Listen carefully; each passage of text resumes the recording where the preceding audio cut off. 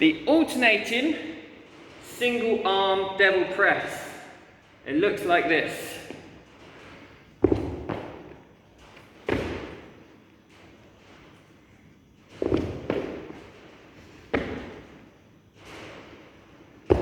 That's my 2 cardio. Now when this is done normally, the devil press, it is done with 2 weights. And those weights over your head become your horns, the horns of the devil. Excellent piece of information, Mr. Goodwin.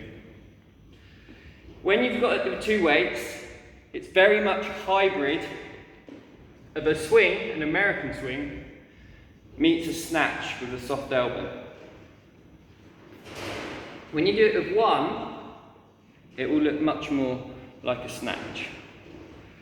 There's 2 kind of variations, depending on how tired you are, how heavy the weight is, how many reps you've done, what suits your anatomy. There's 2 variations, and they look like the same thing. Weights on the floor, we've got to make sure it's outside of our torso, so we're not laying down on top of it. It's chest to floor. It's basically a weighted burpee. So, weight outside my shoulders. As I come up, the feet must go outside the line of this weight. So it's now central to my body. Generally, what will happen here, hips down, chest up, we're ready to drive the floor away and turn it into a dumbbell snatch, which means we drive the floor away, violent extension, high elbow, stand tall. We change hands on the way down. That's the main version. What differentiates it from just a snatch is the fact that we can only stand tall and press the weight out.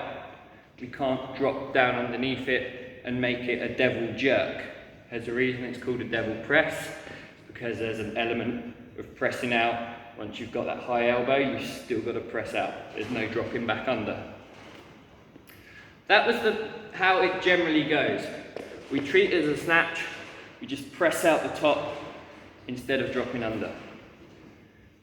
When it's a bit heavier, you may find that using that element of the swing to help us get some momentum into the load is going to help us.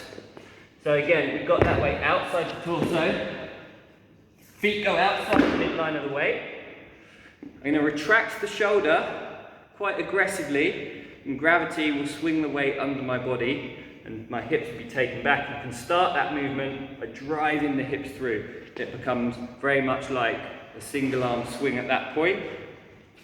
As the elbow just starts to approach parallel, I'm going to get a break in it, take it high and press it out the top.